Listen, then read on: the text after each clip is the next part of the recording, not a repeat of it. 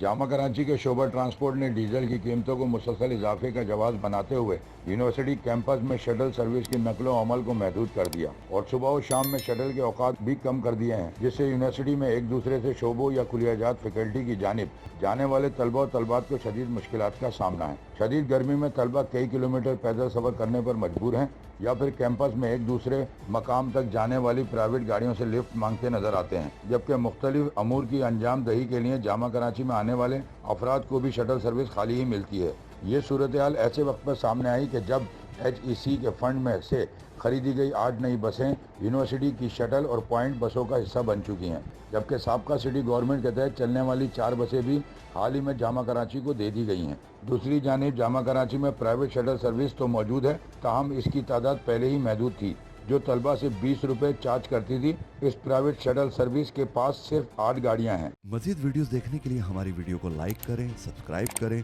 और bell icon को जरूर क्लिक करें ताकि आने वाली वीडियो आप तक बआसानी पहुंच सके।